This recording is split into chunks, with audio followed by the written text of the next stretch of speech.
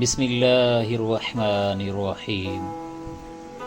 جب ایک نبی آگ میں ڈال دیا گیا مگر اللہ کے حکم سے آگ ٹھنڈی ہو گئی۔ جب ایک بادشاہ عورت کو چھونا چاہے مگر ہاتھ مفلوج ہو جائے، اور جب بڑھاپے میں ایک باپ رو کر کہے اور رب ہب لی من الصالحین، تو آسمان سے جواب آتا ہے فبشرناہ بغلام حلیم۔ یہ داستان ہے ان ہجرتوں کی، ان قربانیوں کی اور ان عظیم عورتوں کی جنہوں نے تاریخ بدل دی۔ یہ کہانی ہے حضرت ابراہیم، حضرت سارہ، حضرت ہاجرہ اور حضرت اسماعیل علیہ السلام کی۔ سورۃ الانبیاء آیت نمبر 51 میں اللہ تعالیٰ فرماتا ہے، اور ہم نے ابراہیم کو پہلے ہی اس کی قوم کے خلاف اس کی ہدایت دے دی تھی، ہم اسے خوب جانتے تھے۔ قرآن پاک میں ہے، پس ابراہیم نے اپنے باپ اور قوم سے کہا، بے شک میں ان تمہارے بتوں سے بیزار ہوں جن کو تم پوجتے ہو۔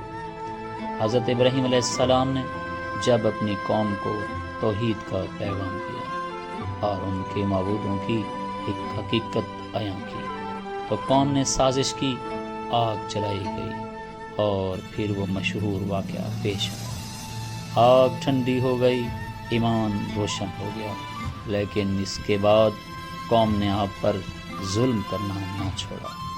سورۃ الانبیاء آیت نمبر 70 میں بیان ہوا ہے، اور انہوں نے ابراہیم کے ساتھ چالاکی کی، سازش کی، مگر ہم نے ان کو سب سے بڑا خسارہ اٹھانے والوں میں کر دیا۔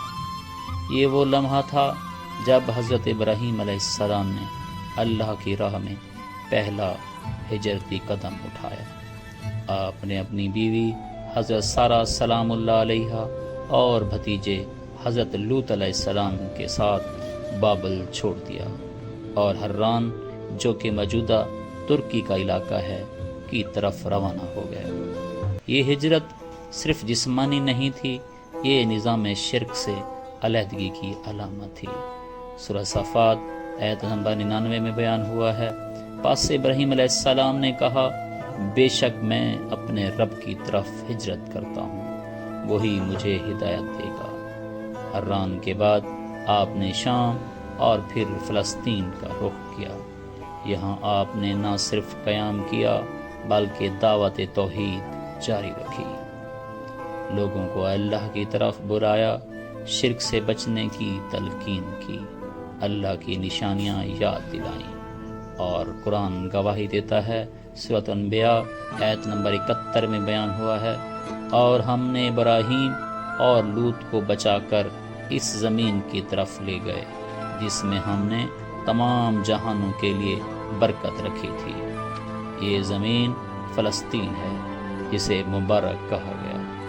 جب فلسطین میں قحط آیا تو حضرت ابراہیم علیہ السلام اور حضرت سارہ سلام اللہ علیہا مصر کی طرف روانہ ہوئے۔ حضرت سارہ سلام اللہ علیہا نہایت حسین، شریف اور نیک خاتون تھی۔ آپ نے حضرت ابراہیم علیہ السلام کا ساتھ اس وقت دیا جب وہ تنہا توحید کا پرچم لے کر نکلے تھے۔ نکاح کے بعد حضرت سارہ نے ہر ہجرت، ہر پریشانی، ہر دشمنی میں اپنے شوہر کا ساتھ دیا۔ نہ شکوہ، نہ شکایات، صرف رضائے الہی کی طلب۔ یہاں بھی کئی آزمائشیں آئیں۔ مصر اس وقت ایک ظالم بادشاہ کے زیر اثر تھا، جو خوبصورت خواتین کو زبردستی قصر میں بلاتا اور ان کی عصمت پر حملہ کرتا۔ جب حضرت سارہ مصر میں داخل ہوئیں تو درباریوں نے بادشاہ کو خبر دی، ایک حسین عورت آئی ہے اور وہ اس شخص کی بہن ہے۔ یہ تدبیر تھی تاکہ حضرت ابراہیم علیہ السلام کو قتل نہ کیا جائے۔ بادشاہ نے فوراً حضرت سارہ سلام اللہ علیہا کو محل میں بلایا۔ روایات کے مطابق جیسے ہی بادشاہ حضرت سارہ سلام اللہ علیہا کو چھونے لگا، اس کا ہاتھ مفلوج ہو گیا۔ بادشاہ نے اپنی غلطی کا اعتراف کرتے ہوئے حضرت سارہ سلام اللہ علیہا سے معافی مانگی۔ حضرت سارہ سلام اللہ علیہا نے معاف کر دیا اور اللہ سے دعا کی تو بادشاہ کا ہاتھ بحال ہو گیا۔ بادشاہ پھر حضرت سارہ سلام اللہ علیہا کے قریب ہوا تو دوبارہ ہاتھ شل ہو گیا۔ بادشاہ نے پھر معافی مانگی، حضرت سارہ نے پھر معاف کر دیا، پھر سے دعا کی، ہاتھ پھر سے بحال ہو گیا۔ تیسری بار بھی ایسا ہی ہوا۔ تب بادشاہ سمجھ گیا یہ عورت عام نہیں، یہ اللہ کی ولیہ ہے۔ بادشاہ شرمندہ ہوا۔ اس نے نہ صرف حضرت سارہ سلام اللہ علیہا کو احترام سے رخصت کیا بلکہ ایک باعزت خادمہ بھی دی، اور وہ خادمہ تھی حضرت ہاجرہ سلام اللہ علیہا۔ یہ خادمہ نہ تھی، یہ تو وہ خاتون تھی جن کے قدموں کے نیچے زمزم کا چشمہ نکلنے والا تھا۔ حضرت ابراہیم علیہ السلام اللہ کے برگزیدہ نبی ایک طویل عمر تک اولاد سے محروم رہے۔ آپ کا دل رب کی یاد میں تو ہر لمحہ آباد رہتا، مگر دل کے کسی گوشے میں ایک چھپی ہوئی آرزو بھی دھڑکتی تھی، ایک صالح بیٹے کی خواہش، جیسا کہ قرآن مجید میں ہے، اور ربی حبلی من الصالحین، اے میرے رب، اے میرے پروردگار، مجھے نیک اولاد عطا فرما۔ سورہ صفات آیت نمبر 100 میں اس کا ذکر ہے۔ یہ دعا محض الفاظ نہیں تھی، یہ ایک نبی کا سجدوں میں تڑپتا ہوا دل تھا۔ وہ ابراہیم جو اپنا سب کچھ اللہ کے نام پر قربان کر چکا تھا، اب رب سے ایک تحفے کی امید لیے جی رہا تھا۔ اللہ تعالی نے حضرت سارہ سلام اللہ علیہا کے ذریعے ایک نیک، پاکیزہ اور باوقار خاتون حضرت ہاجرہ سلام اللہ علیہا کو حضرت ابراہیم علیہ السلام کی زوجہ بننے کا شرف عطا فرمایا۔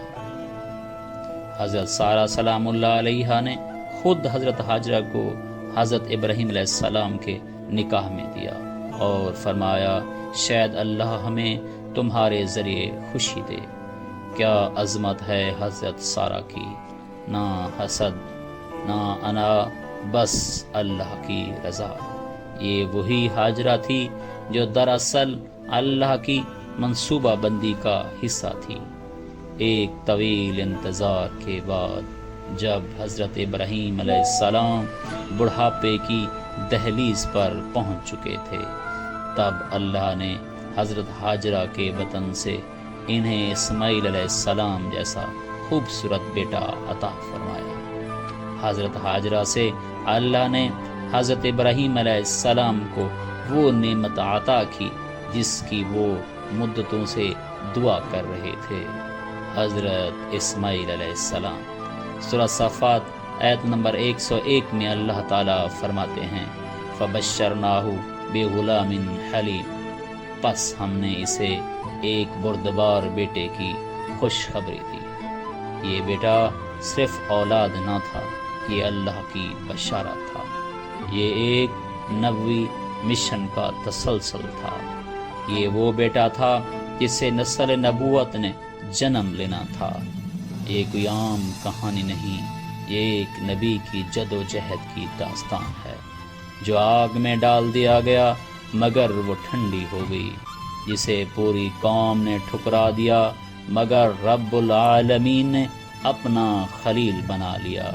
یہ کہانی ہے ایسی عورتوں کی جنہوں نے شہزادیوں کی طرح نہیں، اللہ کی راہ میں مجاہدات کی طرح زندگی گزاری۔